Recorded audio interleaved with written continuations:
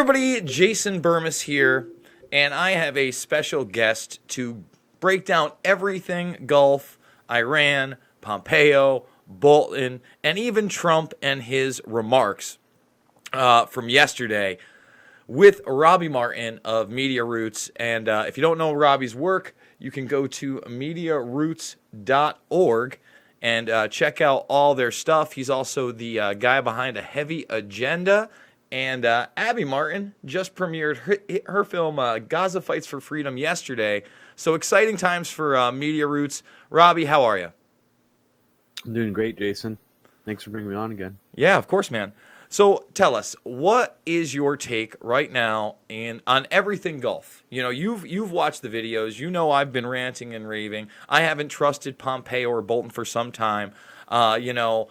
Donnie Deep State, Billy Bilderberg, Mikey P, Mike Pompeo gets, his little builder boat trip to a castle before 140 of the most powerful people in the world amidst turmoil in Iran, and things have escalated somewhat since then, I would say.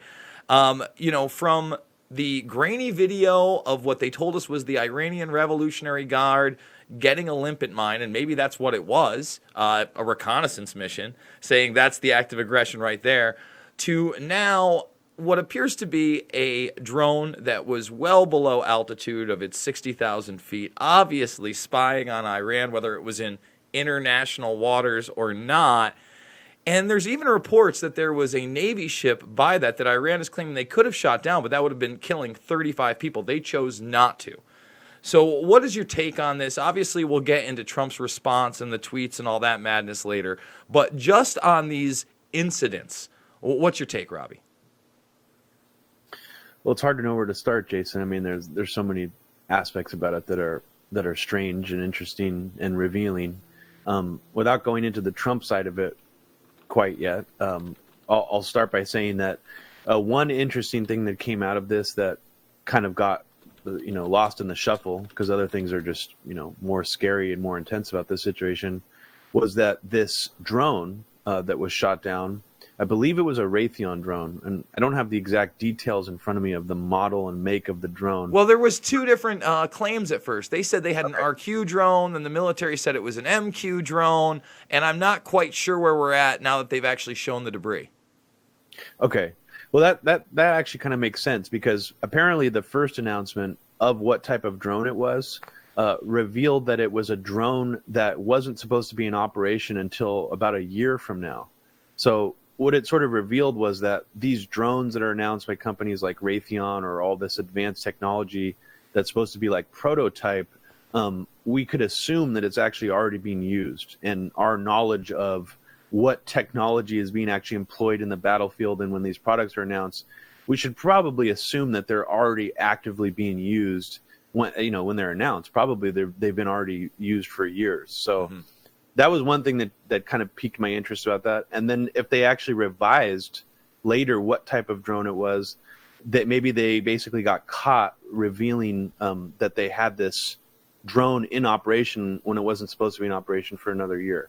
Whatever that means, I'm not sure. Other than there's probably a lot of this secret military technology, obviously being used already long before they make these announcements. So I think that's safe to assume. But there's a lot of interesting things happening here. There's a theory floating around. I think I already discussed this with you.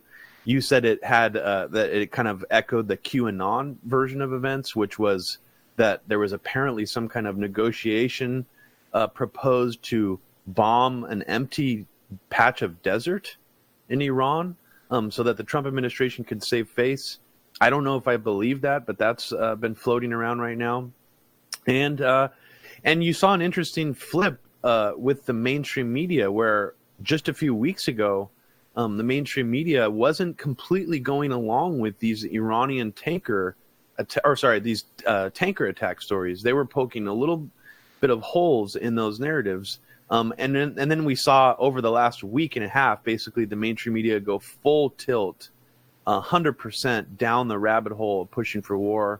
And I will say, Jason, and I don't know if you agree with me on this, but I have not seen this many consecutive events or gestures made by the U.S. government and the U.S. media for this prolonged period of time to try to get us to go to war with Iran. This is the most intense I have ever seen this get.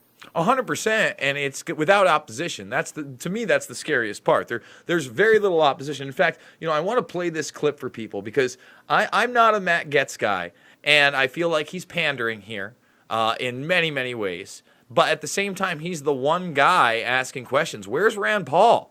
I saw that clip and I retweeted about AOC. She clarified that she was talking about she didn't want the war machine. She tweeted that out too with a quote saying that she didn't want the Trump administration to go to war. I'm glad that she's not calling for war. But Adam Schiff blatantly called for war. Schumer said that the Trump administration might bungle us into another war. He certainly didn't speak out against it. Give me a break. Trump reportedly met with Schumer, Pelosi, and others before making this non-decision, and we'll get to that in a moment. But I want to play Gaetz because this is really quick. I can't understand why there's not more voices like this automatically with the thinnest of evidence. For instance, what he specifically calls out is what I've called out since Pompeo gave meetings on this, saying he would use the Military Authorization Act, and he did this before Father's Day, of 2001, a week after September 11th, to lawfully and militarily attack Iran. That's insanity, and at least Matt Gaetz is pointing that out. They're providing on that front. Obviously, Mike Pompeo, former CIA director, Secretary of State, has access to a lot more intelligence than I do, but I have not seen intel that would justify utilizing the 2001 Global War on Terror authorization to use military force against Iran. And when Secretary Pompeo has presented information, there have been other people in the administration that contradict him, that don't agree with the viewpoint that he takes regarding the connection between al-Qaeda and Iran. So he certainly knows a great deal more than I do on the subject, but that's why Congress exists, to declare war. We need to get the information that he believes justifies utilizing that rather old authorization for this new challenge. Yeah, they're actually trying, and I've warned people this. I said, look, they can always go to that Military Authorization Act of 2001. It is so broad. And when I did my video on Yosef Bodansky, the man who wrote the book on bin Laden, who was selling bin Laden back in '99, he was making an Iraq and Iran connection to bin Laden and al-Qaeda clear then. And they are still trying to do so today. And when the ex-CIA director, who's on camera laughing about the fact we lied, we cheated, we stealed, there was entire courses on it, and people applaud Mikey P. I don't understand where the disconnect is, that you don't understand these monsters want this. And, I know you've been very critical of Tucker Carlson in the past, so have I, but he called out one of his mentors in that latest video. I know I sent it to you. I don't know if you watched it, but he called William Crystal out by name along the likes of John Bolton, who's kind of stayed in the background here, although been openly for this with Gina Haspel and Mikey P. So my question is, now that you've seen the full press conference with Trudeau and Trump's reaction, where is Trump on this? What do you think's going to happen in his mind? I think he's being led down a path. I don't think he wants war, but I think that he doesn't want to lose face. Like you said, there is that possibility.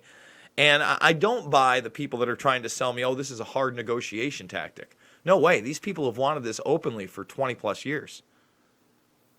Yeah, I mean, I think just going back to what you said really quick about trying to connect this to al-Qaeda and bin Laden, I mean, this is actually something that's really dangerous that has been happening on and off since 9/11, is that a specific group of neocons, and I don't mean like the broader sort of neoliberal, neocon, liberal interventionist consensus in DC. I mean like the hardcore PNAC, Foundation for Defense of Democracy's neocons, have been trying to link Iran to the 9/11 attacks since 9/11. And apparently the Trump administration just very recently was briefing Congress, not just on the evidence about that Iran was behind these tanker attacks, but that Iran had also something to do with 9/11 and bin Laden. This was reported in the news just this week. So the Trump administration is basically getting stovepiped propaganda from a specific neocon think tank operating out of DC right now called the Foundation for Defense of Democracies, trying to, and this goes back to the AUMF usage. They're basically trying to link Iran to Al Qaeda and Bin Laden because that would allow them, apparently, technically, to attack Iran based on the AUMF. So that's sort of what they're trying to do there. And as far as what Trump's actual role in this is, I mean, it's very interesting because I think that this is the closest thing we've seen from Trump so far that I could compare to the sort of the Obama backing down from his red line declaration in Syria, where for weeks the Obama administration was saying that if Assad used chemical weapons in Syria, that's the red line where we would take action against them. And when Assad allegedly did that, which has been proven to be actually been false, now the Obama administration didn't actually launch any attacks and instead created an off-ramp situation with Putin to negotiate the removal of chemical weapons from Syria.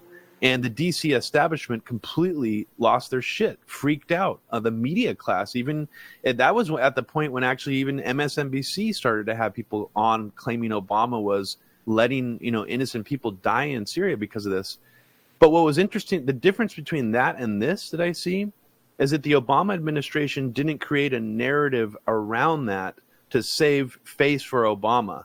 In essence, it basically the media consensus and the DC interventionist consensus declared that Obama was weak. And how could he possibly do this? This is so weak. The Trump administration did something interesting here where Trump actually, Trump, the guy who said he's going to kill terrorists and their families and bring back waterboarding, actually used the compassion card and claimed that he thought killing 150 Iranians in this, I guess, limited airstrike would have been disproportionate because it was an unmanned drone that they took down. It's so fascinating to me because it's actually really strategically smart on Trump's part because it allows him to kind of come out ahead of the narrative and say, I wasn't weak, I was actually like compassionate, which is a very interesting way for Trump to spin this. I don't necessarily buy it, but the part that I am more inclined to believe that happened here is that Trump realized that Iran is really fucking tough and they will actually not be afraid to kill U.S. soldiers, U.S. soldiers. They won't be afraid to bomb our ships. And as soon as that happens, if that happens, Jason, you know what's going to be the response to that. That's going to be the spark that'll achieve a full-on U.S. military response. Well, let's talk about that. And by the way, Flick Off, thank you so much for the super chat. All super chats help this program. By the way, join the Burmese Brigade if you're new. Robbie Martin, MediaRoots.org. We're trying to give an independent voice, an actual anti-war voice here. And again, what's really being downplayed is that Iran is claiming that there was a ship with 35 people they could have taken out too, that allegedly was in their space as well. And that would have absolutely been it. And they knew not to do that. I think that they were trying. I don't think this was a mistake, as Trump says, especially if he has even that base intelligence of the reports that are coming out.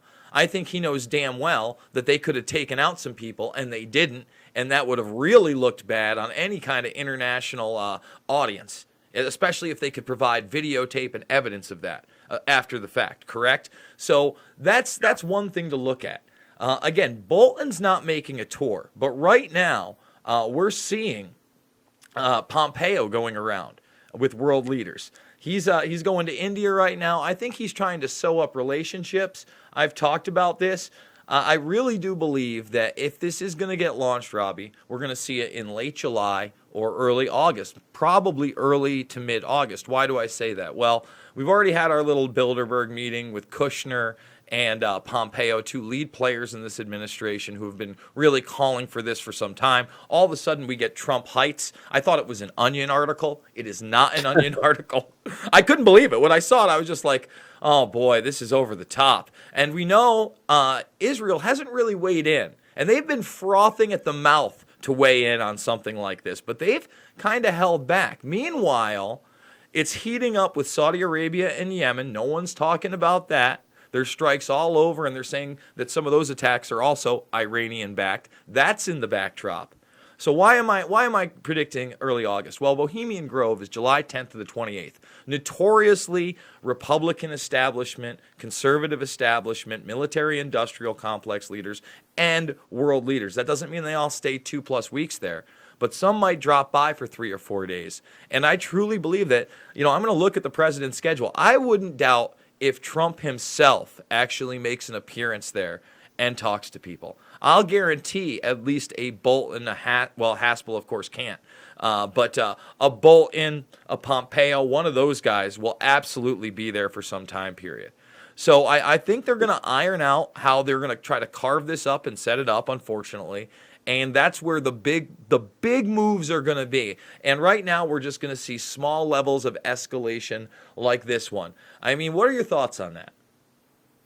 I mean, I think it's a very smart observation because, we get distracted by sort of the Alex Jones narrative of what Bohemian Grove is all about with the, the supposed satanic rituals and the cremation of care ceremony and all that stuff. But what we know, Jason, is that they still make policy there. And like you said, these are, it's a males only right-wing leaning club for the elites.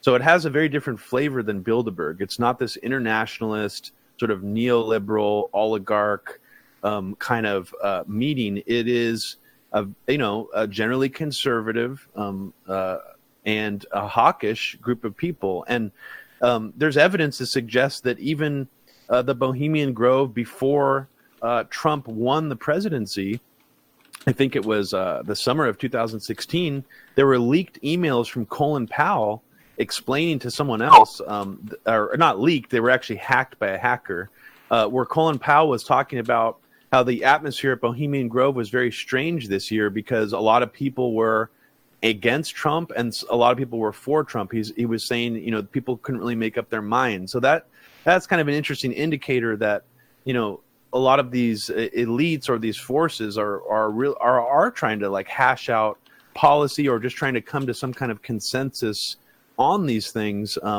And I think you're absolutely right. I mean, if people think that this is over because Trump announced that it was a disproportionate thing and he pulled back a strike, you would be naive to think that. This is the farthest up the tracks this Iran war train has ever moved. And if you think that the DC establishment, the neocon think tanks, the hawks whispering in Trump's ear, the defense contractors are going to back down just because Trump made this decision, would be absolutely naive. This is a moving, barely, it's a pretty much an unstoppable train. And I think that's how we need to be looking at it. Once these sort of machinations go in motion, they're very, very hard to stop. And, this might be a temporary setback. This is a positive single within a 24-hour window development, but we have no idea where this is going to go in the next 48 hours, in the next week. And it could go in very bad directions. I mean, this was a very close call. If what Trump is saying is true, I mean, I believe that we were very, very close, regardless of what Trump says, to an actual strike in Iran. I mean, I can guarantee that. Well, just his tweets alone, obviously allude to something happening. He said we were cocked and loaded. That was him. There's some conflicting reports. And I don't like how a lot of the headlines were framed. But it's hard to be sympathetic to the guy sometimes when I wonder about things like this. The media is making a big deal. I guess he's on the cover of Time magazine.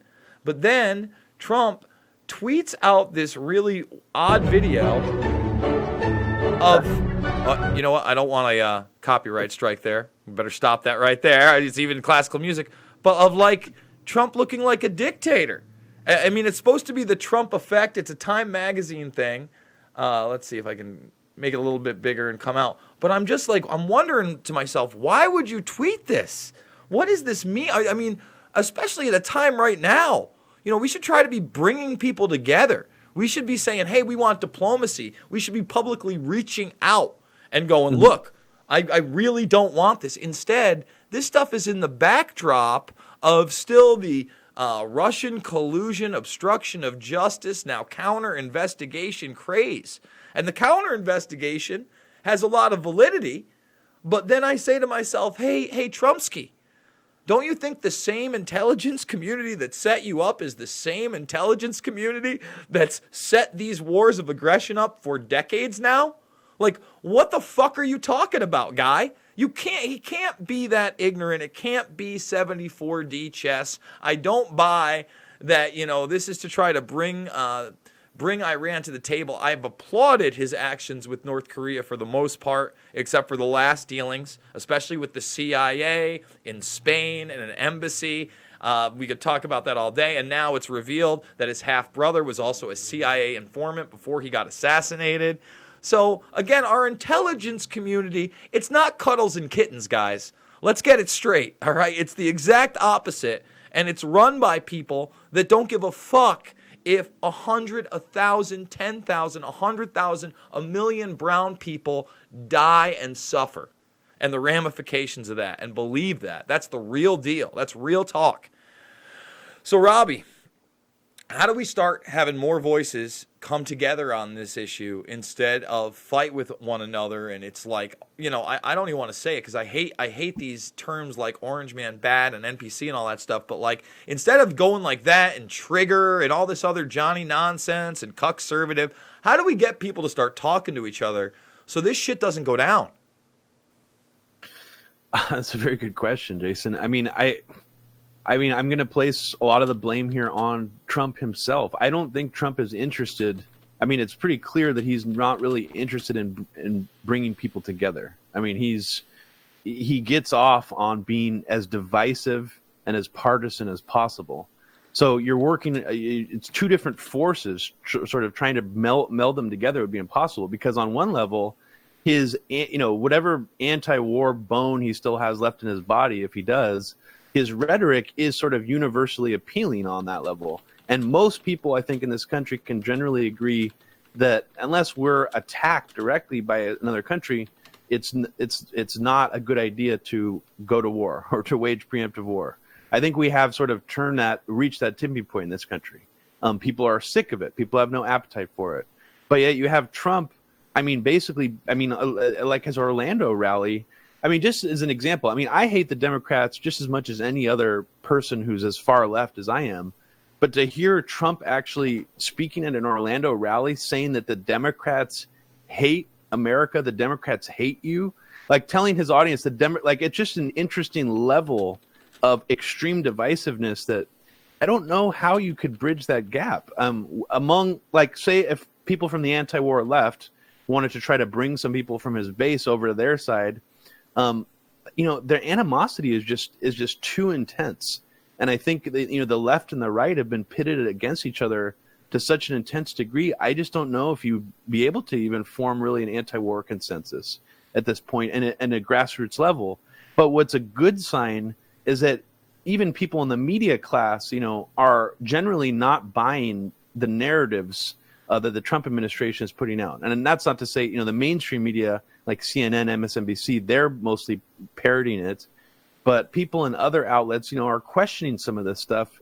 And there's another interesting dynamic I just want to mention really quickly that's at play here, where you even saw people like on CNN and MSNBC sort of telling their viewers, we've been, sort of like implying, we've been telling you Trump is a liar for the past 2 years, but his intelligence officials and the military and the Pentagon are saying this is all real. So we need to trust them.